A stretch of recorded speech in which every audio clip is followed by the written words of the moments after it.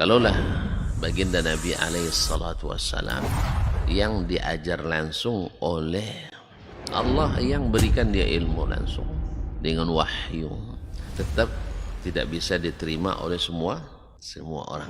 Innallaha la yarfa'ul ilma intiza'an yantazi'uhu min qulubil ibad, walakin yarfa'ul ilma biqabdil ulama. Bahkan sebagian besar orang pada waktu itu menolak Nabi alaihi salatu wassalam. Tetapi Nabi sallallahu alaihi wasallam mengajarkan kita untuk tidak patah arang dan tidak pernah berhenti berdakwah. Allah tidak mengangkat ilmu dengan mencabutnya dari hati-hati manusia. Warahmatullahi wabarakatuh. Innal hamdalillah nahmaduhu wa nasta'inuhu wa nastahdihi wa astaghfiruhu wa natubu ilaih wa na'udzu billahi min shururi anfusina wa sayyiati a'malina may yahdihillahu fala mudilla lahu wa may yudlil fala hadiya lahu ashhadu an la ilaha illallah wahdahu la syarika lahu wa ashhadu anna Muhammadan abduhu wa rasuluh la nabiyya wa la rasula ba'dah. Ya ayyuhalladzina amanu taqullaha haqqa tuqatih wa la tamutunna illa wa antum muslimun.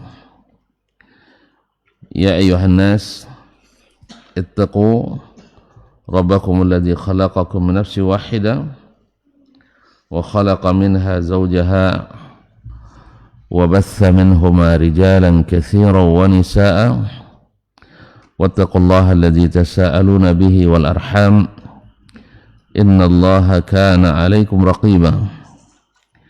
Ya ayyuhalladzina amanu taqullaha wa qulu qawlan sadida yuslih lakum a'malakum wa yaghfir lakum dhunubakum wa man yuti'illaha wa rasulahu faqad faza fawzan 'azima. Amma ba'du, fa inna asdaqal hadithi kitabullah wa khairal hadi hadi Muhammadin sallallahu alaihi wasallam wa syarrul umuri muhdatsatuha wa kullu muhdatsatin bid'ah wa kullu bid'atin dhalalah.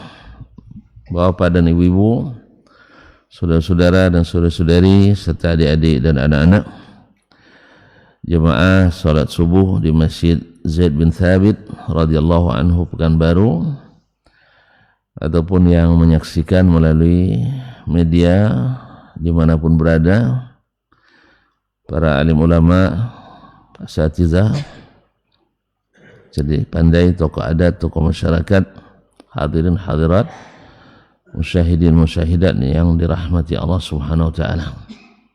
Alhamdulillah, dengan nikmat, rahmat dan karunia Allah, kita bisa hadir di rumah Allah ini.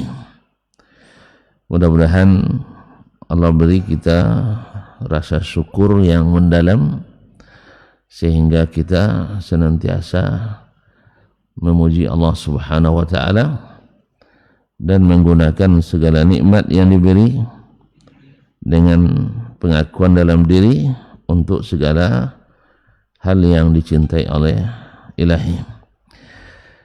Salah satunya adalah kita dapat datang ke sini. Itu adalah suatu nikmat yang besar.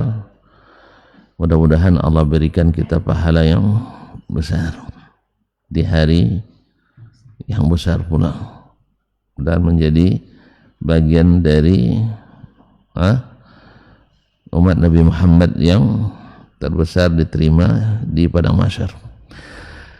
Kaum muslimin dan muslimat dirahmati Allah, mudah-mudahan salawat dan salam senantiasa mengiringi puja dan pujian kita pada Ilahi untuk Nabi kita alaihi salatu wassalam, para ahlul bait, para sahabat, para tabi'in, dan siapapun yang istiqamah, kokoh, sabar dan tegar berjalan di atas sunnah-sunnahnya.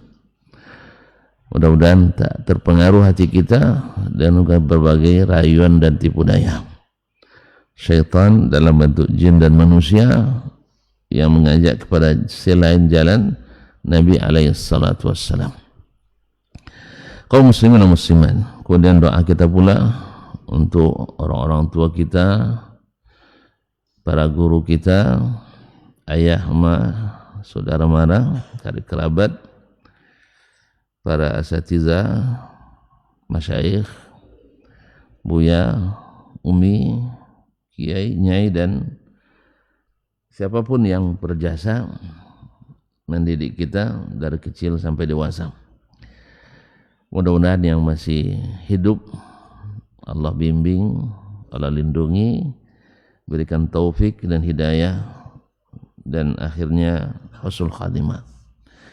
Dan yang sudah mendahului, mudah-mudahan mendahului dengan baik dan diterima, diridai amal ibadahnya, diampuni dosa dan kesalahannya, ditempatkan di tempat yang terbaik.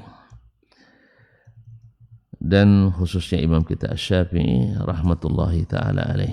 Sebagaimana kita juga berdoa untuk siapapun yang punya andil menghidupkan masjid ini, mulai dari membangun, mengurus, dan mentakmir serta meramaikan, dan yang menghidupkan salat-salat berjemaah di dalamnya, majlis-majlis ilmu, dan para guru kita, para jemaah, semuanya amin ya rabbal alamin.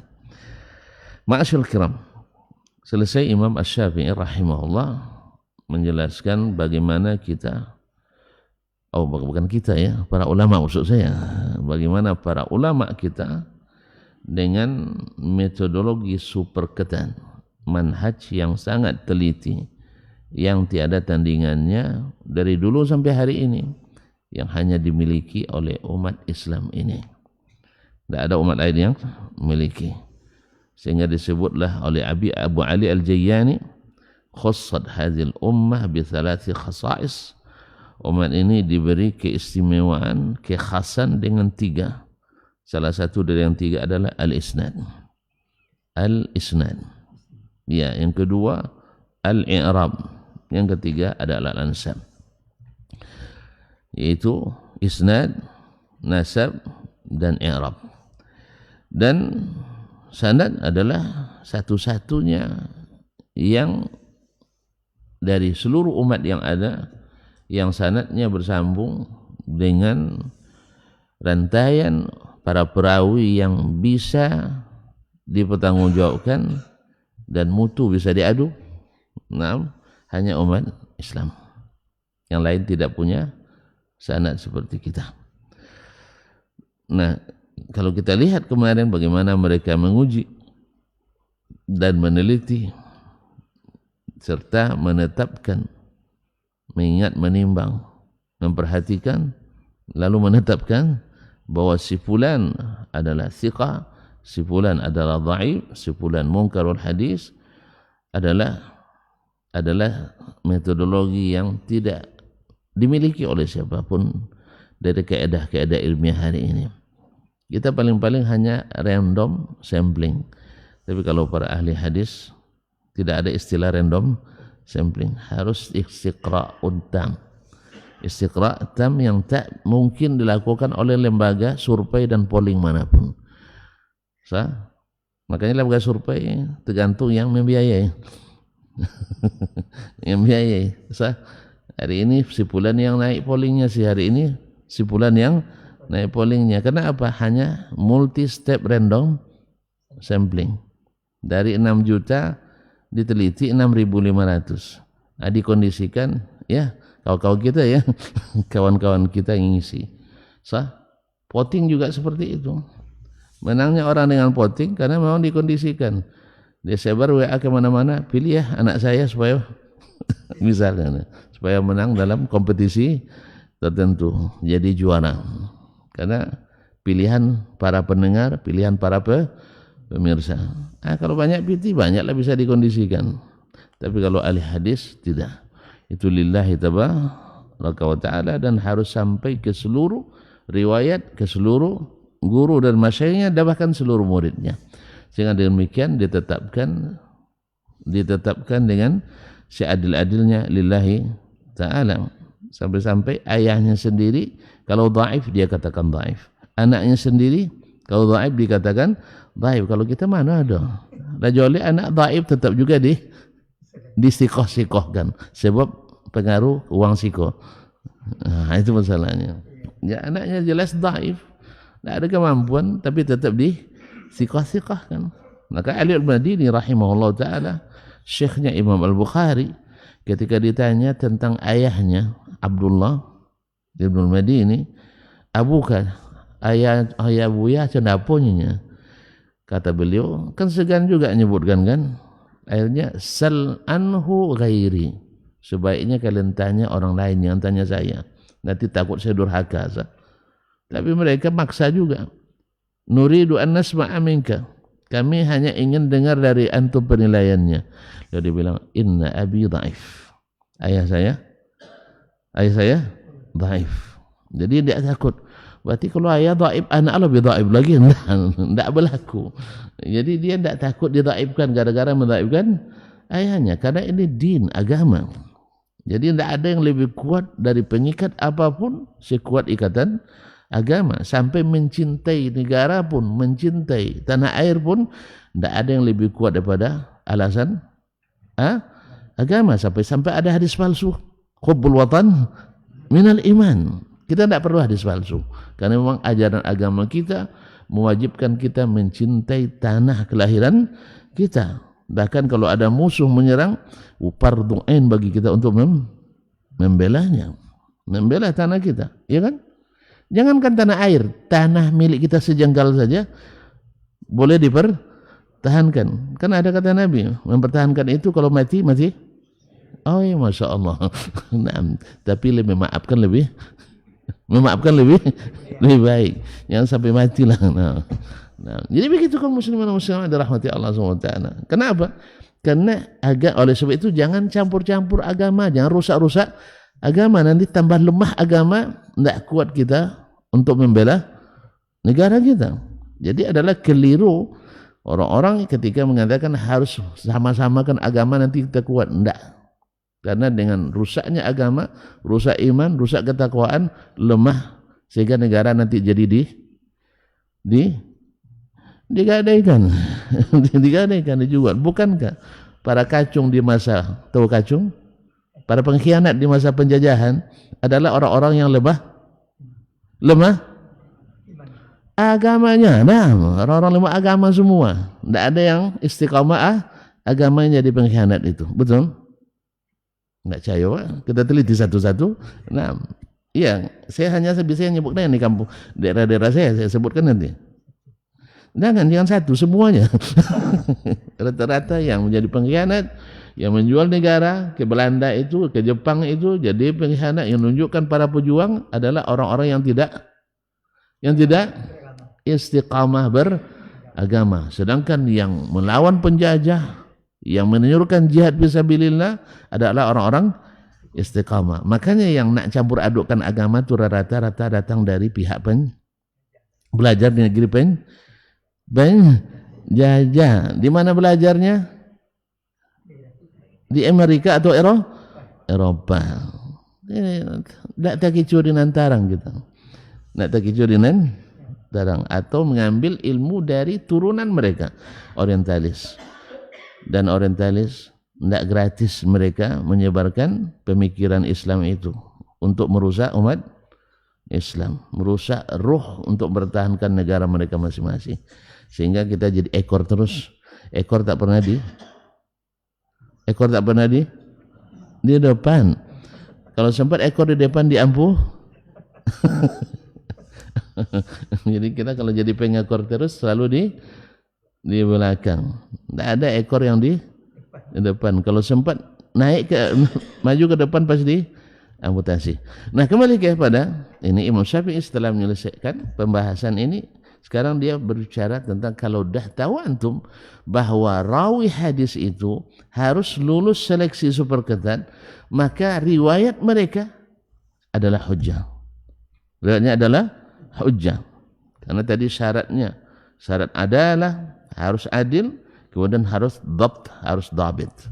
Dan untuk jadi seorang adil, syaratnya 5 kemarin, masih lupa?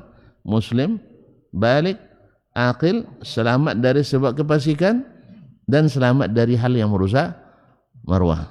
Jadi tetap nah, yang merusak muru'ah. Nah, kemudian harus dabit. Dabit bagi dua. Dabit hafalannya kuat. Dengan apa diuji? Dengan riwayat orang lain. Semuanya. Kalau dia banyak mukhalafah, berarti tidak dabit. Ya, dabitnya dua. Dabit kitab atau dabit sadar. Hafal di sini atau tertulis di sini. Dan semua yang ditulis wajib dikomparasikan dengan usul, dengan catatan asli syekh yang menjadi guru mereka. Nah, seperti yang terjelaskan dalam pertemuan sebelumnya. Faqala rahimahullah ta'ala, faqal, benarnya mengatakan kepada Imam Syafi'i rahimahullah, famal hujjatu laka fi qabuli khabaril wahid. Kalau demikian, apa hujjahmu dalam menerima khabarul wahid, hadis ahad, itu hadis yang tidak mutawatir. Nah, hadis yang diriwayatkan oleh personil, yang tidak diriwayatkan oleh jemaah. Personil 2, 3, 4, 5, tapi tidak sampai pada mutawatir. Wa anta la tujizu syahadata wahidin wahda. Padahal ketika kesaksian menjadi saksi, kau tak terima satu orang saksi. Bagaimana itu? Hadis satu orang kan kamu terima, tapi saksi satu orang kamu tidak terima. Naam. Wa ma hujjatuka fi an qistahu bisyahadati fi aktsari amri. Apa hujjahnya padahal engkau hai Syafi'i mengkiaskan riwayat kepada syahadah, kepada kesaksian bi aktsari amrihi, dalam kebanyakan masail perkaranya. Padahal engkau kemarin mengkiaskan antara riwayat dengan syahadat, dengan kesaksian. Riwayat dengan kesaksian. Nah, bi aktsari amrihi, pada kebanyakan masalahnya, pada kebanyakan kondisinya, seperti yang sudah dibahas sebelumnya. Jelas? Wa farraqta bainahu wa bainas syahadati fi ba'dhi amri. Dan engkau bedakan antara riwayat dengan kesaksian pada sebagian urusannya. Qala, berkata Imam Syafi'i rahimahullah, faqultu lahu, saya jawab, anta tu'idu ma qad zanantuka faragta minhu. Kamu kok balik lagi ke masalah yang saya kira kamu sudah selesai di awal kemarin. Kan di awal kan di masalah kemarin, bahwasanya apa persamaan dan apa perbedaan antara riwayat dengan syahadat, apa bedanya dan apa pula apa persamaannya. Sekarang kok balik lagi ke situ. Nah, walam aqishu bisyahada, saya kan dari awal sudah bilang, Imam katakan kemarin tidak qiyas, karena masing-masing riwayat berdiri sendiri, syahadah berdiri sendiri dengan dalilnya, bukan berdasarkan qiyas. Artinya karena syahadat diterima dengan dalil, lalu riwayat diterima dengan qiyas kepada syahadat. Enggak, masing-masing berdiri sendiri, punya dalil masing-masing. Cuman saya, kata Imam Syafi'i, menjelaskan sesuatu yang serupa, sesuatu yang berbeda di antara keduanya. Jelas? Antara salat sunat dengan salat wajib ada kesamaan? Masa enggak? Ya Allah, mirip saya. Yang tidak mirip itu syirik dengan tauhid, yang tidak mirip. Tapi antara salat sunat dengan salat wajib ada mirip? Sama enggak? Mirip. Ini yang mirip. Di antara kemiripannya, sama-sama dimulai dengan takbiratul ihram, sama-sama berniat. Kan iya? Ada yang sama rakaatnya, ada yang tidak. Baik, bacaannya, rukunnya sama, apa bedanya? Niat, hukumnya. Tapi apakah dalil salat sunat, dalil salat wajib sama? Nah, sama, ada bilang enggak. Bedalah, dalil salat wajib ini, dalil salat sunat ini. Ada yang sama, ada yang beda, jelas. Jadi bukan qiyas. Makanya tidak boleh melakukan sholat sunat berdasarkan qiyas. Jelas? Demikian juga keadaan antara riwayat dengan as-syahadah, dengan kesaksian. Kesaksian ada dalilnya pula, keriwayat ada dalilnya sendiri pula. Jadi diterimanya riwayat bukan karena dikiaskan pada as-syahadah, enggak. Cuman ada kesamaan antara keduanya dan ada perbedaan. Apa itu? Pembuktian. Yaitu pembuktian. Bukti riwayat ada sanadnya. Bukti hak ada saksinya. Jelas?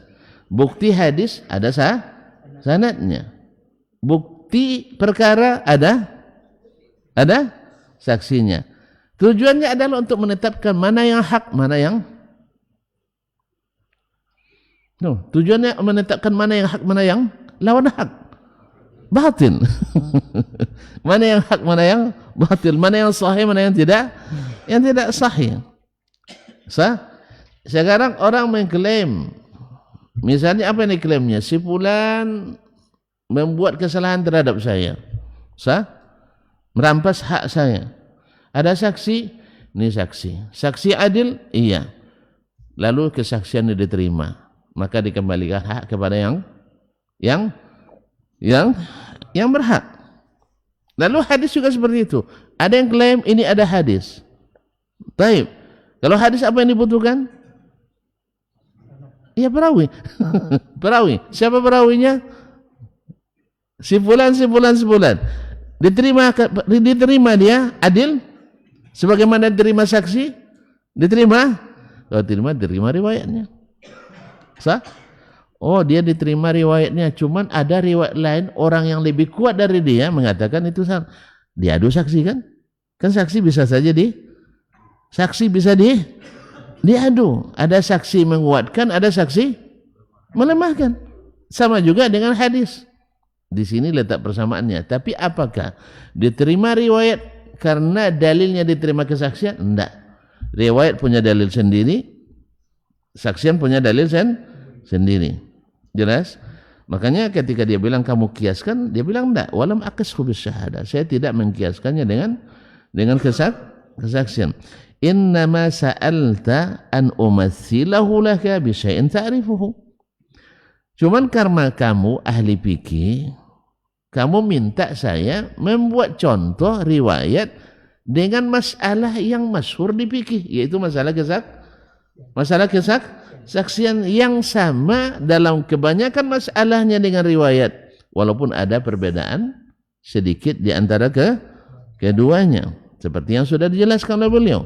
Ketika syahadat, saksi tidak boleh kurang dari satu. Kalau riwayat boleh kurang dari mana ada? Dua-duanya salah tadi itu. Bahwa kesaksian tidak boleh kurang dari dua. Sah? Kalau riwayat boleh kurang dari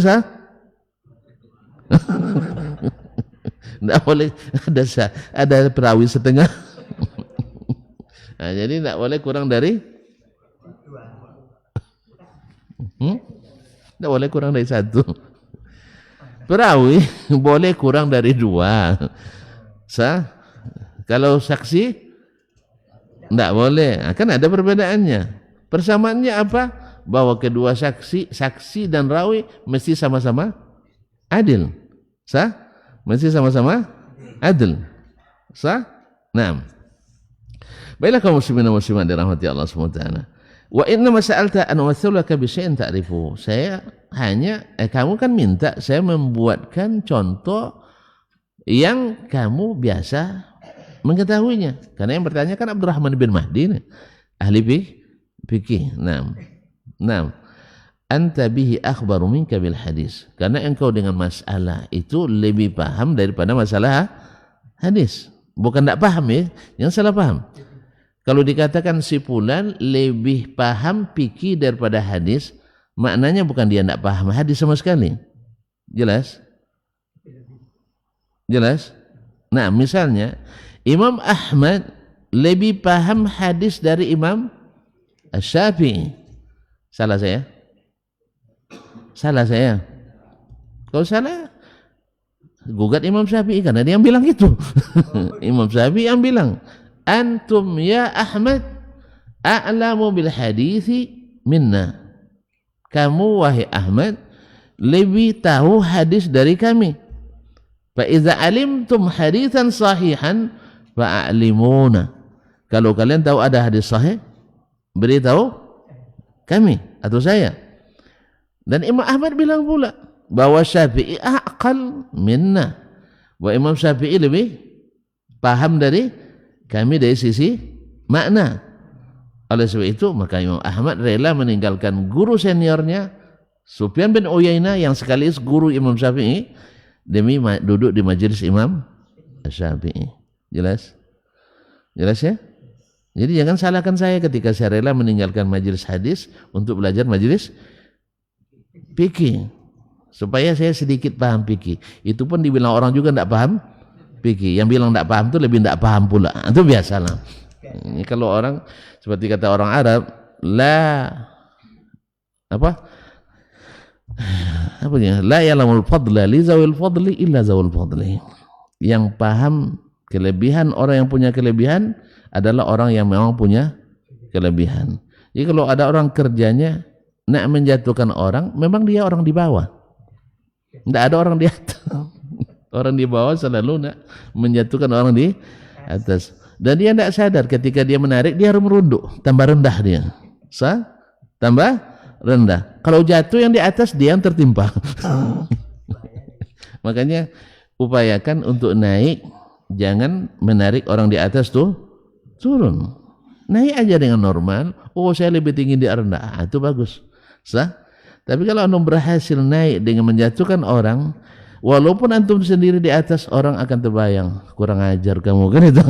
Karena kamu naik itu karena menjatuhkan orang.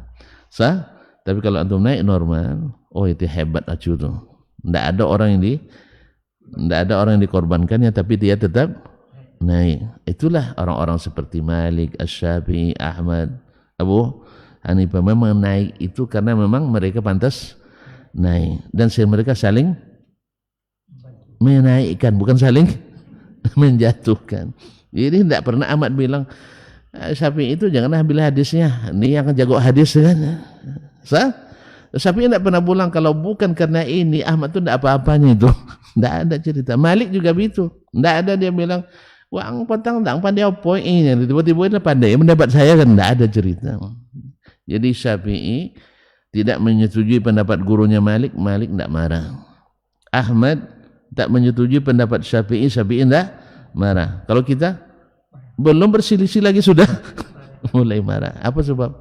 Karena kita memang lebih banyak unsur duniawinya. Ya unsur duniawi. Enggak ustaz, enggak selain ustaz. Asal enggak program dia walaupun benar dibuang. Asal enggak program dia tapi walaupun enggak salah akan dibuang. Apa sebab? Ini peninggalan Dasman nih, harus dihilangkan. Jangan sampai ada bekas yang di sini. Sampai pelang nama pun dihilangkan nanti itu. Entah apa hilangkan pelang nama, ganti nama dari ini misalnya Markas Al-Quran, dirubah nanti Lembaga Al-Quran. Apa beda Markas Al-Quran dengan Lembaga Al-Quran? Apa sebab? Karena Markas Al-Quran fulan yang buat. Kalau Lembaga Al-Quran aku yang buat. La haula wala quwata illa billah. Ada prestasi itu hanya merubah nama? Ada prestasi hanya merubah nama? Tidak ada prestasi. Tapi na'udzubillah. Kenapa? Tujuan duniawi lebih dominan daripada tujuan ukhrawi. Kalau orang dulu enggak. Dia naik, tapi yang lain ikut dinaikkan tanpa menghapus prestasi orang. Illa man syazza minhum. Kecuali yang ganjil-ganjil aja. Kalau sekarang yang jujur itu yang ganjil. Ya. Yang tak menghargai itu yang paling dominan. Yang kadang-kadang masalahnya juga diantara Allah musta'an, orang-orang berilmu. Ini kayak curhat aja kayaknya. Enggak, kan Imam Syafi'i katakan tadi, saya menyebutkan contoh dengan hal-hal yang biasa antum lebih paham daripada masalah hadis. Gitu sih. Bukan maknanya dia tidak paham fikih, bukan dia tidak paham hadis. Nah, siapa dulu Abdurrahman bin Mahdi itu salah seorang dari 3 pilar hadis di masanya pula. Abdurrahman bin Mahdi, Yahya bin Sa'id al-Qattan, Sufyan bin Uyainah, lahir di tahun yang sama, wafat di tahun yang sama, dengan keilmuan yang mirip dan hampir sama. Walhamdulillah. Zalika fadlullah yu'tihi man yasha. Ma'asyiral kiram yang dirahmati Allah Subhanahu wa taala. Akhbaru minka bil hadis, famatsaltuhu laka bidzalika syai'. Karena engkau lebih biasa berkecimpung di masalah itu, maka aku berikan contoh yang engkau mudah mencernanya, bukan mengkiaskan. Kalau antum memahami saya mengkiaskan, untung bilang, kalau enggak, dah salah paham. Dah salah paham. Jadi orang-orang hebat pun bisa salah paham. Itulah pentingnya klarifikasi dan konfirmasi. Jadi kalau ada berdebat tentu nanti tentang perkataan saya, jangan berdebat teruslah, saya masih hidup. Ambil nomor saya, telepon Ustaz, kami berdebat masalah yang Ustaz sampaikan tadi pagi. Kabarnya Ustaz mengatakan Abdurrahman bin Mahdi tidak pandai hadis. Gitu kan? Nah, ternyata menurut teman saya, dia ahli hadis. Mana yang benar di antara keduanya? Nah, kecuali kalau saya sudah mati, jangan masuk ke kubur saya. Nah, ini ada pula kabarnya Syekh hadis berdebat di Masjid Nabawi. Kabarnya, ini kan dongeng pengantar tidur. Iya. Habis itu masuk dia ke kuburan Nabi, bertanya ke Nabi alaihissalatu wassalam. Pertama, cerita ini jelas tidak benarnya, kecuali dia jadi jin, bisa lewat dari lubang angin. Nah, ya bisa lubang angin masuk kuburan. Kedua, dia memang bisa masuk ke alam barzah, punya kartu pas masuk. Ya, yang sebab kuburan Nabi itu tak dibuka untuk sembarang orang. Yang kalau saya baca di dalam rilis dari pemerintah Saudi, terakhir dibuka kuburan Nabi itu dulu di yang kuburan yang masuk langsung ke ininya, ke makamnya. Kalau pintu yang bisa melirik ke dalam itu dibuka untuk para pemimpin negara yang datang. Saya waktu itu ketika PSBY datang, waktu presiden, saya diminta sebenarnya bukan diminta ya, diizinkan, itu lebih tepatnya ya, diberi kehormatan oleh Pak Dubes untuk ikut menemani.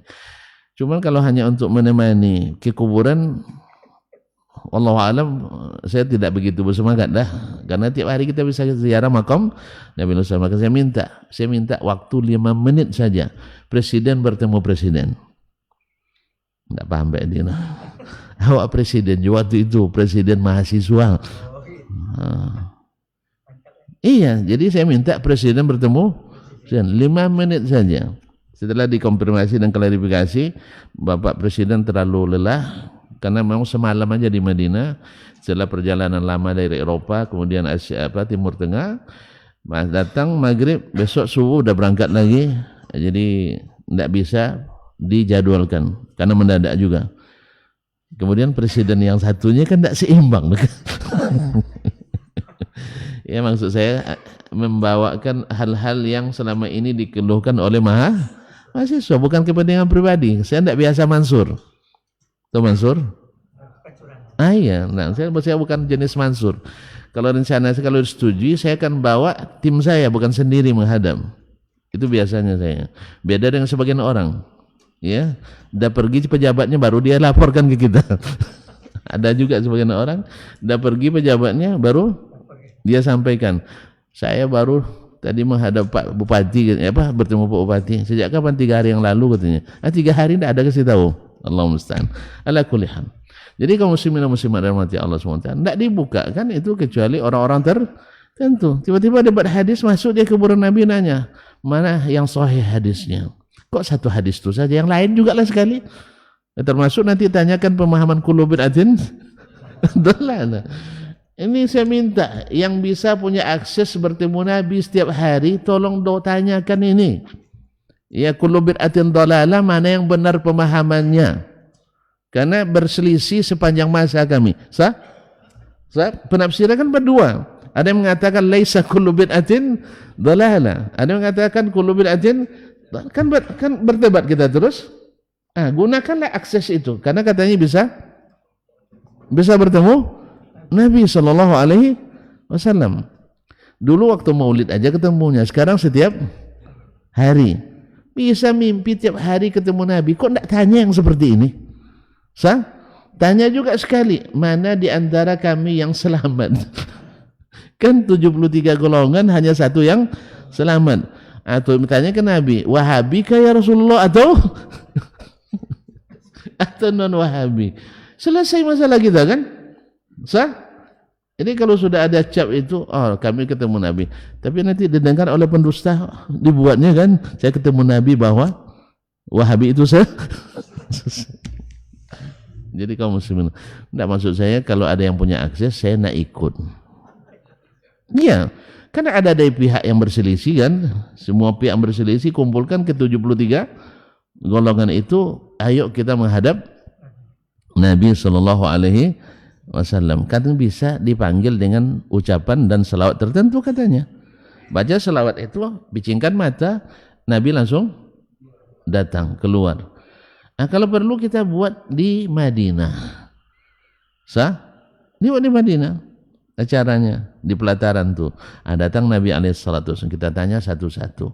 Pertanyaan pertama, kullu bid'atin. Ini orang sangat anti dengan ayat hadis ini ya Rasulullah. Sah? Kan orang sangat ngeri dibilang. Dikit-dikit bid'ah. Asal sudah mulai khatib bilang innal hamdalillah. Atau tutup telinga lagi tuh. Ini Wahabi khatibnya. Padahal itu Nabi yang baca, sering baca muqaddimah itu. Nah, jadi kita selesaikan masalah ini. Jelas? Supaya nanti tidak perlu lagi kita saling menggertak. Awas nanti kalau kami berkuasa habisi kalian. Tidak perlu begitu lagi. Apa sebab? Kita sudah tahu mana yang benar. Kalau betul sudah dari Nabi, kita siap tidak? Siap enggak? Siap. Alhamdulillah. Nyebrang ke sebelah tidak ada masalah. Tapi derat dari Nabi alaihissalam, buatlah bid'ah itu sebanyak-banyaknya man katanya kan. Nah, kita insya Allah siap berkreasi, berinovasi tanpa henti. Tapi itulah kayaknya tidak ada yang berani nanya itu ke Nabi alaihissalam. Karena pasti jawabannya tidak ngerti kullu bid'atin dalalah. Kullu itu umum duji, tidak ada mukhassisnya lah. Tidak ada mukhassisnya, tidak aklan wala naklan, kecuali hanya dipelintir, hanya dengan mempelintir dalil. Nah, sudah kita jelaskan berkali-kali. Tidak aja paham lain babnya nanti insyaallah. Jadi kaum muslimin dan muslimat dirahmati Allah Subhanahu wa taala. Nah, famathaltu laki bizalika syai' la anni ihtajtu li an yakuna qiyasan alayhi. Bukan karena saya butuh kias kepada kesaksian, tidak. Karena masing-masing masalah berdiri sendiri. Wa tathbitu khabaril wahid. Nah, ini baru dia katakan wa tathbitu khabaril wahid aqwa min an ahtaja ila an umathilahu bi ghairi bal huwa aslun fi nafsihi. Menetapkan hujjah, menguatkan khabarul wahid sebagai hujjah itu lebih kuat daripada saya perlu contoh yang lain dengan tasyahadah. Dia sendiri berdiri sendiri, dia kuat, tidak perlu diperkuat dengan kias kepada kesaksian. Bal huwa aslun fi nafsihi, bahkan dia adalah pondasi tersendiri dalam Islam ini, bahwa pada asalnya hadis itu diterima dari orang yang thiqah. Siapapun yang bawa berita, kalau dia selamat dari ujian yang sudah disebutkan sebelumnya, masih ingat? Baru tadi saya sampaikan, ujian perawi yang ditetapkan oleh para ulama hadis, lulus dia di situ, muslim, balik, akil, salim, asbab al-fisq wal muru'ah, kemudian dhabit sadran atau kitabatan. Kalau lulus itu, maka dia diterima.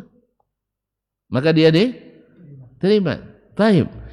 Asalnya syariat ini disampaikan oleh berapa orang?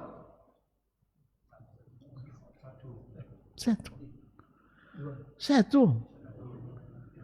Guru Nabi berapa? Siapa? Jibril. Taib. Itu apa kalian gugat guru saya satu? Karena orang kadang gurunya tidak ada tuh satu aja gurunya.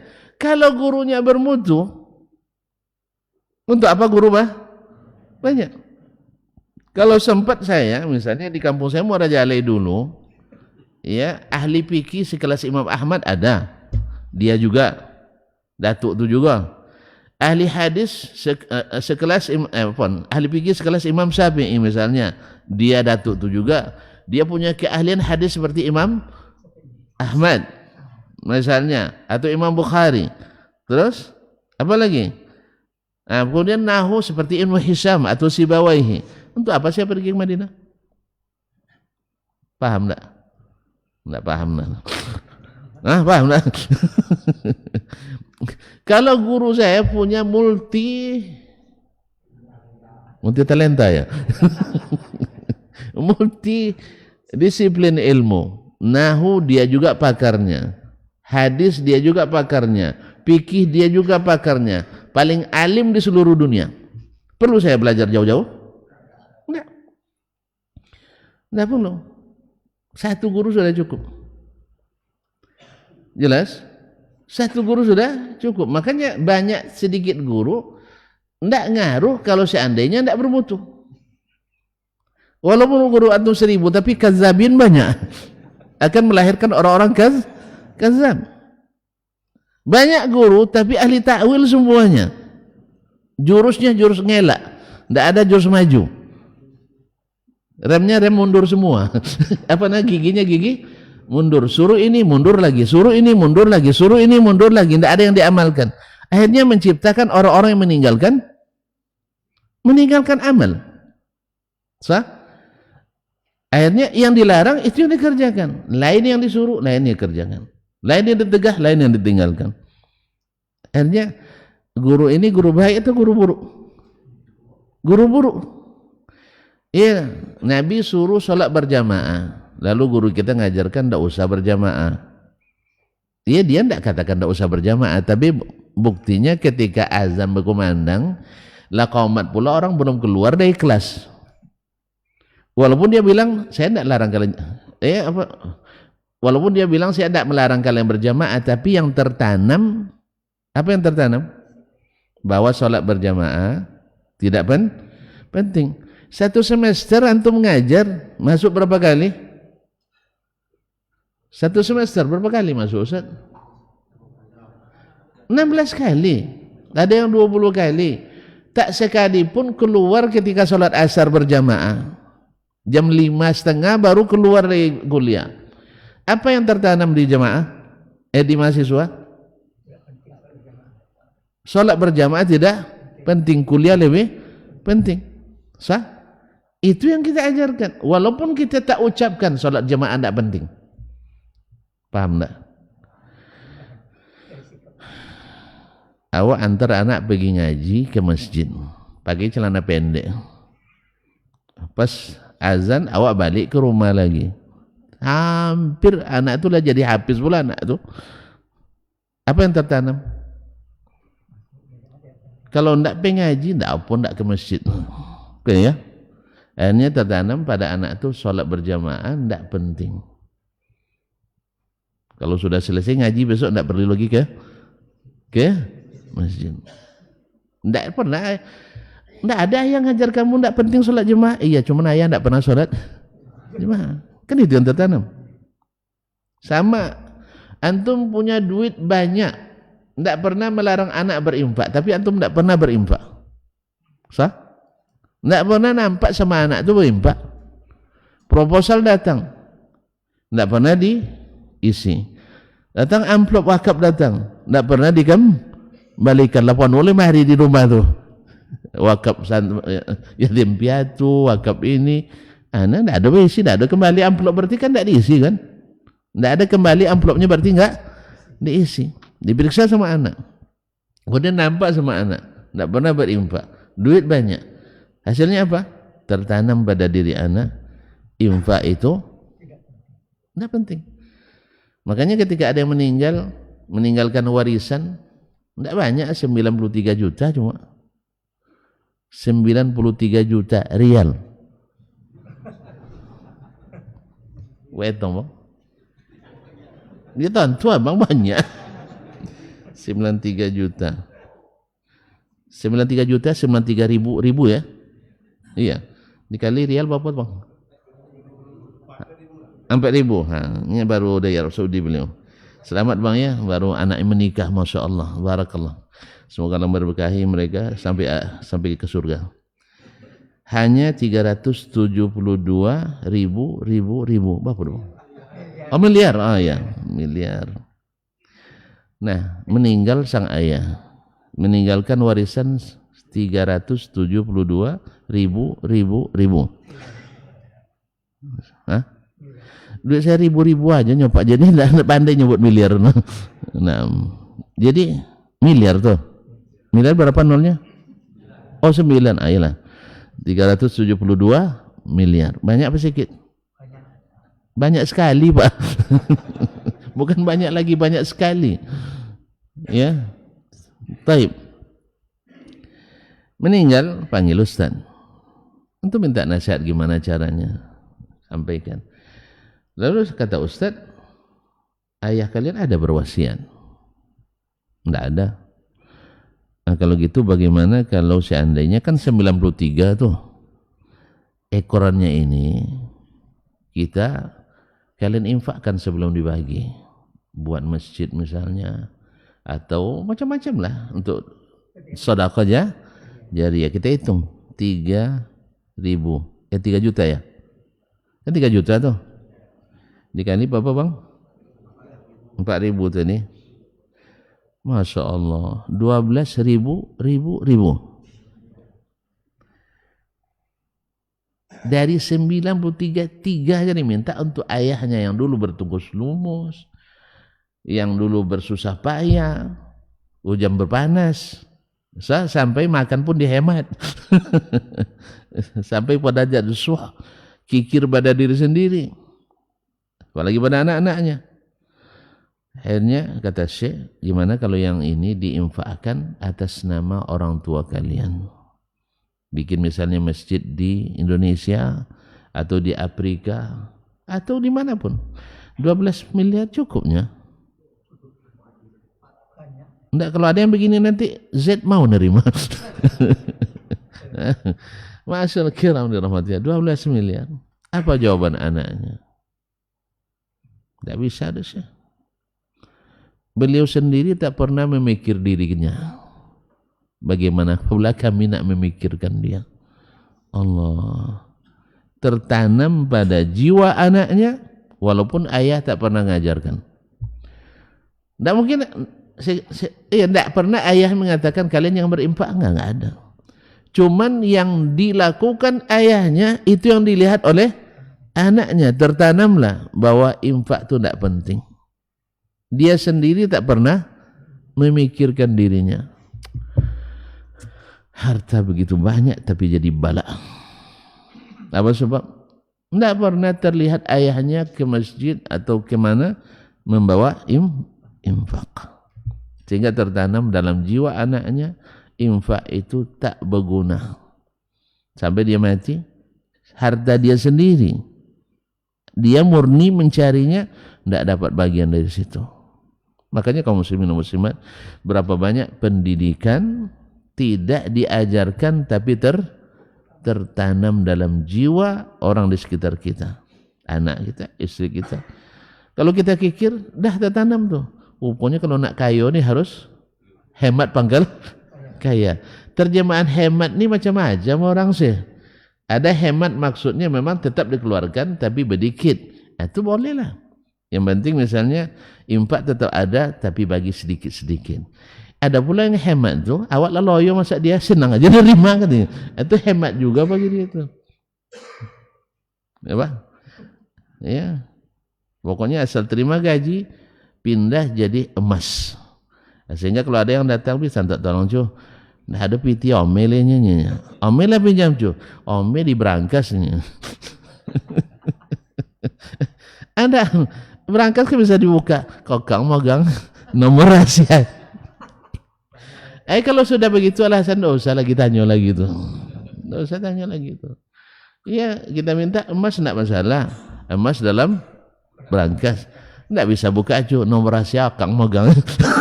Dipegang oleh kakak katanya. Kakak kau selektifnya luar biasa pula. Laki minta pun tidak dibagi. Allah musta'an. Jadi ada yang tertanam tanpa diajar. Astagfirullah, panjang sekali kita sih. Baik. Jadi khabar wahid itu hujjah dengan sendiri. Kenapa sampai di situ tadi Pak ini? Saya bingung juga. Di mana simpangnya tadi? Hah? Pada lupa semua nampaknya. Terbuai dengan cerita, tapi tak apalah. Nah, kita ulang kembali. Wa tasbitu khabaril wahid aqwa bin an ahtaja ila an umatsilu bi ghairi. Bahwa mengokohkan, mensahihkan, menerima berita, khabar, hadis yang diriwayatkan oleh orang perorangan, khabarul wahid, itu lebih kuat dari saya membutuhkan untuk contoh atau mengkiaskan pada yang lain. Bal huwa aslun bi nafsihi. Akan tetapi dia adalah pondasi, landasan berdiri sendiri. Nah, kan tadi kita masalahnya guru tadi. Pak Edi lupa, saya tidak lupa. Nah, guru walaupun hanya satu tapi bermutu. Nah, itu daripada guru banyak tapi menyesatkan. Maka Nabi SAW gurunya satu, Jibril, tapi menjadi sumber hidayah bagi semesta alam. Jelas? Nah, jangan salah ambil guru. Iblis yang sombong, jelas salah di hadapan Allah, bantah juga dia. Pakai apa dia bantah?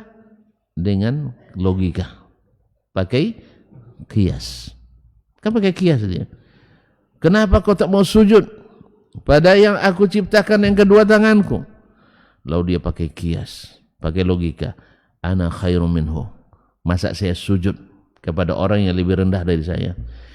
Allah kan tak pernah katakan kamu lebih rendah atau lebih apa, tidak ada.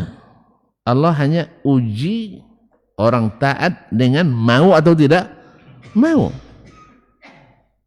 Antum tidak usah membahas-bahas. Kalau disuruh Allah sujud, ya sujud aja, selesai. Disuruh misalnya begini oleh Nabi, kerjakan. Kecuali kalau tidak sanggup. Bukan karena tidak mau.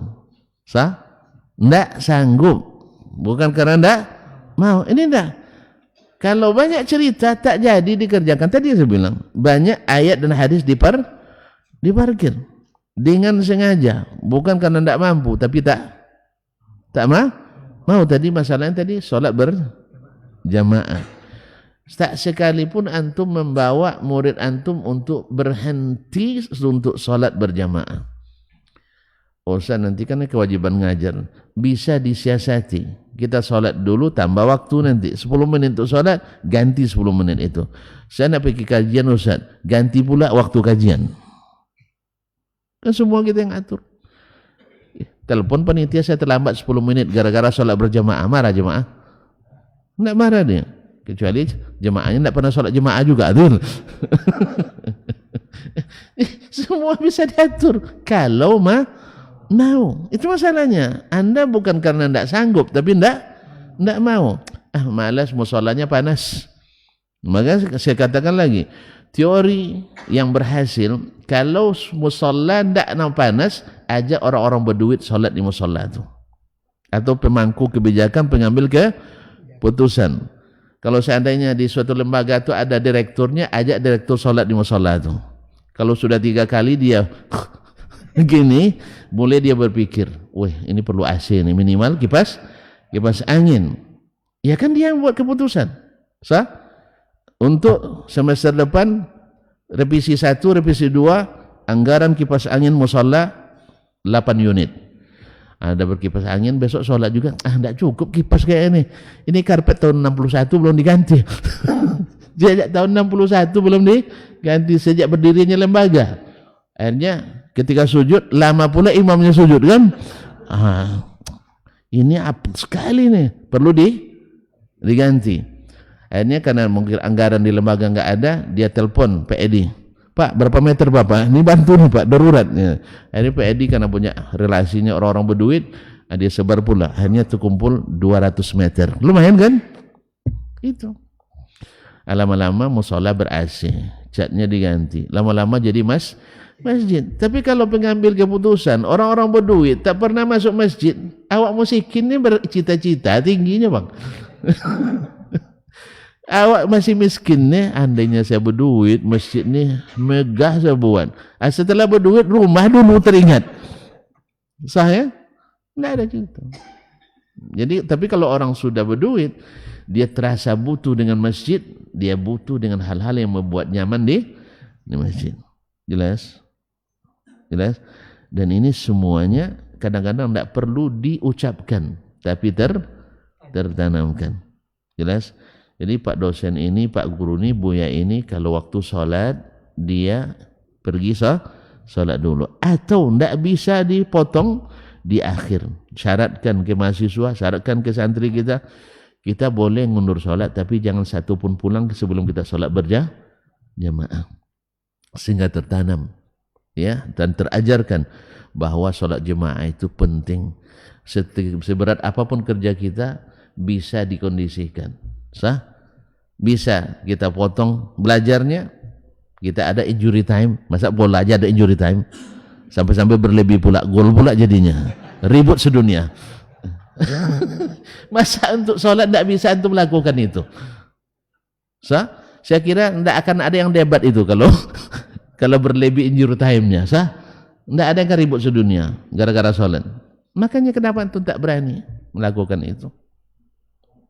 Tidak mau, betul, karena tidak mau, bukan tidak bisa. Makanya iblis bukan tidak bisa, tapi tidak maunya. Kata Allah bilang aba. Apa makna aba? Tidak mau. Wastakbara, sombong. Kenapa dia sombong? Padahal yang nyuruh penciptanya sendiri. Mau dia melawan demi retorika dan logikanya. Jelas dari Allah SWT. Tentu antum tetap juga bertahan. Jangan-jangan antum belajar dari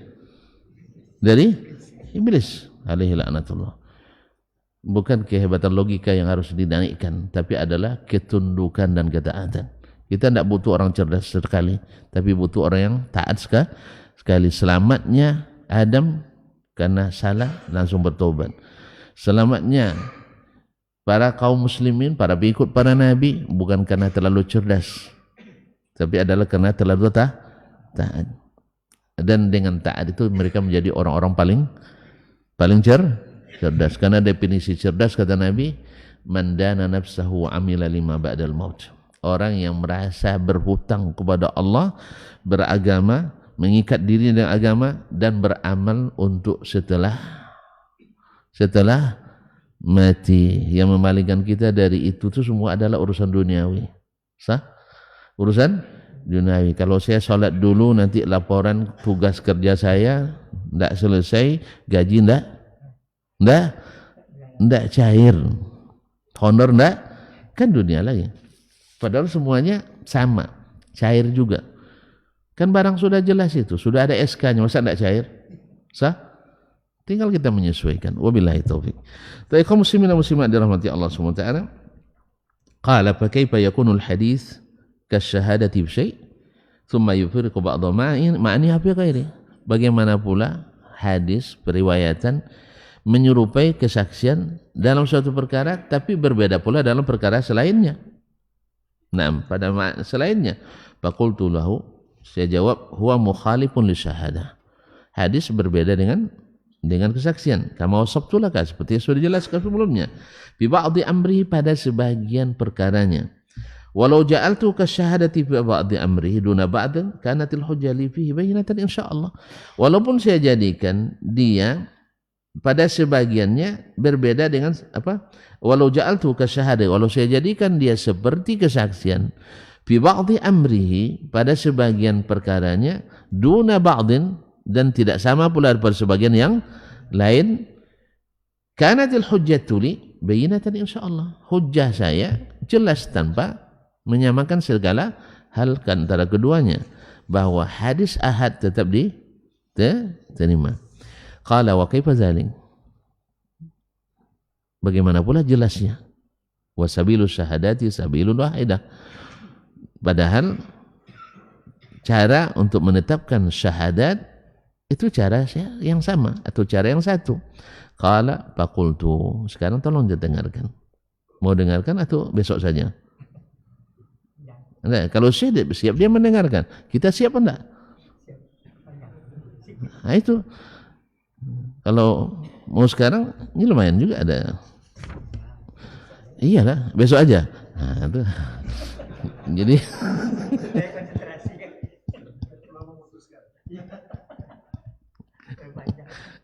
saya bacakan satu sampel aja ya. Nah, supaya besok disambung. Qala faqultu ata'ni fi ba'di amriha duna ba'd am fi kulli amriha. Apakah dia kemudian Imam Syafi'i berkata, saya katakan kepadanya, maksudmu perbedaan dan persamaan pada sebagian atau pada seluruhnya? Jawabnya qala bal fi kulli umuriha. Bahkan pada seluruh perkaranya. Kalau gitu coba dengarkan. Qultu fakam aqallu ma taqbalu ala zina. Berapa saksi paling sedikit kalau masalah zina, tuduhan berzina? Qala arba'ah. Dia jawab minimal 4. Sah? Qultu fa inna qasu wahidan jalattahum. Kalau seandainya tidak cukup 4, kamu cambuk saksi yang 3? Qala na'am, iya. Dia. Karena ini bahaya. Tidak boleh orang sembarang nuduh berzina. Maka harus cukup 4. Kalau tidak dijilid. Ini kan di bab zina. Dia lain nanti. Kalau tidak cukup 2, dijilid. Tidak. Berarti antara syahadat saja, kesaksian saja, ada perbedaan. Paham tak? Kesaksian ini, saksi ini dengan saksi masalah ini berbeda. Tentu dengan riwayat tentu lebih wajar lagi berbeda. Apakah dengan demikian tidak sah saksi karena perbedaan? Tidak. Paham tak? Iya. Di sini kesaksian begini, di sini kesaksian begini. Apakah tidak sah kesaksian ini gara-gara berbeda dengan kesaksian ini? Tidak. Demikian juga bila terjadi perbedaan antara riwayat dengan kesaksian. Jelas? Berarti hujjah saya jelas. Tidak mesti sama semuanya dan tidak mesti pula berbeda semuanya. Dan kesamaan itu bukan berarti mirip. Bukan berarti sama semuanya. Ya, karena masing-masing berdiri sendiri. Nah. Qultu fakam taqbalu al-qat'i wal kufri wa qat'i at-tariq allazi taqtul bihi kullahu. Berapa pula saksi yang kamu terima dalam masalah pembunuhan dan masalah kekufuran, artinya orang murtad, atau waqa'it tariq atau penyamun, yaitu al-muharabah, yaitu ada orang-orang yang membuat kekecauan di kalangan kaum muslimin dengan merampok, menyamun, atau kadang dengan sajam, senjata dan sebagainya, yang kelompok atau begal sekarang seperti begal itu. Nah, allazi taqtulu bihi kullahu, kamu dengannya boleh, kalau ada saksinya mereka dihukum bunuh, membunuh, cukup saksi kan hukumnya qisas, sah? Atau muharabah hukumnya juga dibunuh, atau murtad kalau dia suruh taubat tidak mau taubat juga bukan qisas, dihad, dibunuh. Nah, tapi disuruh taubat dulu, bukan langsung dipancung, bukan. Yang mancung bukan kita pula, Pak. Jangan tahu Pak Edi, bukan kita, bukan jemaah yang mancung, tapi pemerintah. Kalau pemerintah tidak mau, urusan dengan Allah SWT. Kita tidak ada hak kita.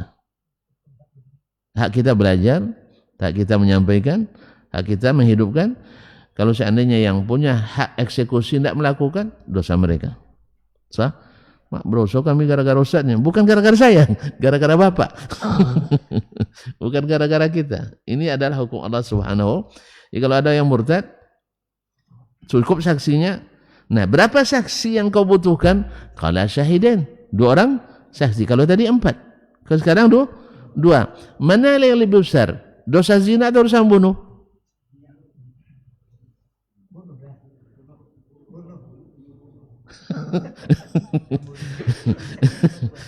Mulai terjadi perbedaan. Dosa bunuh lah lebih besar. Karena apa? Mudaratnya tidak ada yang lebih daripada menghilangkan nyawa. Sahih? Ini hanya, mohon maaf, ini menghilangkan sebagian hak. Kalau ini menghilangkan semua hak. Mana yang lebih berat? Menghilangkan semua atau menghilangkan sebagian? Menghilangkan semua. Jadi membunuh lebih besar. Tapi zina perlu 4 saksi. Apa sebab? Karena aibnya besar. Walaupun dosanya tidak sebesar dosa membunuh, aibnya besar. Sampai 7 turunan masih tidak hilang dia. Dah taubat orangnya tidak hilang juga. Sah? Kalau zina, dah taubat orangnya, anaknya tidak bisa dibalik lagi, tetap tidak anaknya. Makanya perlu 4 saksi. Kalau tidak cukup, dilocui. Dilocui saksi itu. Nah, harus dicambuk. Karena dia berani-berani menuduh orang. Makanya untuk zina orang tak sembarangan. Tak boleh sembarangan. Kalau sekarang jadi isu yang paling menarik pula. Sah? Jadi acara paling diminati, rating paling tinggi. Memang ghibah itu, na'udzubillah. Baik. Memang pelakunya dah bangga juga sekarang, na'udzubillah, dekat kiamat ni. Qala syahidain, qultu lahu kam taqbalu 'alal mal? Kalau untuk kesaksian tentang harta berapa kau terima? Qala syahidan wa imra'ataini. Cukup saksi laki-laki 1, 2 perempuan, berarti 3. Nah, kok dibedakan lagi? Dibedakan lagi. Qultu fa kam taqbalu fi ubin nisa? Bagaimana saksi, berapa orang saksi yang kau terima tentang aib yang terjadi pada wanita? Perlu penjelasan nampaknya ini. Ya, terima aja lah dulu gitu. Nah, tongkongkan dulu. Jadi qala imra'ah, cukup 1 orang wanita. Kok 1? Berbeda lagi. Sah? Qultu walau lam yutimmu syahidaini wa syahidan imra'ataini lam tajlihum kama jalata syuhud az-zina. Kalau tadi saksi pembunuhan, saksi aib perempuan, saksi masalah harta. Maksud masalah harta ni apa ni? Si fulan mengingkari harta dia pada orang lain. Paham tak? Masalah perselisihan masalah harta. Si fulan merampas, fulan menjara, fulan mengambil, fulan mencuri dan sebagainya. Kan dibutuhkan 2 saksi atau 1 laki-laki, 2 perempuan. Nah, kalau saksi itu tak terpenuhi kuotanya. Misalnya ketika harta hanya punya saksi 1 orang laki-laki. Jelas? Kan tak cukup tuh. Kemudian untuk saksi orang murtad hanya 1. Tidak terpenuhi kuota saksi. Nah, apakah kamu jilid orangnya? Tahu kamu jilid?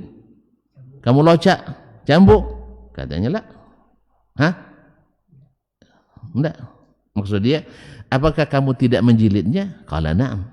Artinya tidak menjilid, tidak mencambuk. Artinya orang itu tidak dicambuk kan? Iya. Kenapa saksi zina dicambuk? Ini tidak. Ada perbedaan. Qultu afataraha mujtami'atan? Kalau gitu, apakah kamu masih berpandangan kesaksian itu semuanya sama? Dalam segala hal? Naam? Qala na'am. Iya. Iya katanya. Apa itu? Bi an aqbalaha. Yaitu sama dari sisi saya terima kesaksian. Dengan jumlah yang terpenuhi. Mutafarriqatan fi adadiha, tapi berbeda jumlahnya. Paham tak? Kesaksian semuanya saya terima. Kalau cukup kuota tadi. Sah? Tapi bilangannya berbeda. Saksi tuduhan zina mesti 4. Baru saya terima. Kalau cukup 4, pokoknya diterima. Jadi semuanya yang lengkap sama-sama diterima. Tapi jumlahnya beda enggak? Beda. Hadis juga begitu. Nak riwayat 2, saya terima juga. Sah? Pokoknya asal ada riwayat dari orang yang lengkap syarat yang sudah disebutkan sebelumnya, saya terima. Nak 2, nak 1, nak 3, nak 4. Jelas? Jadi tidak mesti semuanya sama. Harus 4 semua perawinya, tidak. Harus 1 semua, tidak. 1 asal lengkap syarat saya terima. 2 asal lengkap syarat saya terima. Jelas? Nah, cuma nanti nama hadisnya berbeda nanti. Kalau 2 hadis namanya. Satu gharib namanya. Tiga dan seterusnya masyhur namanya. Jelas? Itu dari sisi nama. Nah, tapi apakah harus syaratnya diterima 2222? Enggak. Satu, enggak. Satu diterima, dua diterima, 12312 dan seterusnya diterima semuanya. Asal syarat lengkap. Jadi sama dari satu sisi, berbeda dari sisi yang lain. Sama diterima, asal lengkap syaratnya, dan sama-sama berbeda dari sisi jumlahnya. Jelas? Nah. Qultu lahu, saya katakan, kalau qultu laka hadza bi khabaril wahid wa huwa mujami'u lisyahada bi an aqbalahu wa mufariqun laha bi adadi hal kanat laka hujjatun illa kahiya alaik. Kalau saya katakan ini juga berlaku pada khabar ahad, hadis ahad, yaitu dari sisi sama dengan kesaksian, dari sisi saya terima hadisnya, tapi berbeda dari sisi jumlah perawinya. Tidak jelas juga bagaimana hujah saya sekarang. Iya kan? Antum di bab syahadat zina 4 harusnya. Ini 2, ini cukup 1, ini 1 tambah 2. Semuanya kamu terima kan? Saya juga di hadis juga seperti itu. Dengan syarat yang ditentukan. Sama juga syarat saksi juga ditentukan, mesti muslim, balik, akil, dan selamat dari sebab kefasikan dan yang merusak marwah. Kita cukup sampai sini dulu ya. Besok kita sambung lagi. Dia jadi juga jadinya disampaikan. Baik, terima kasih dan mohon maaf. Insyaallah besok kita sambung dengan izin Allah SWT. Wabillahi taufiq wal hidayah. Terima kasih. Wassalamualaikum warahmatullahi wabarakatuh.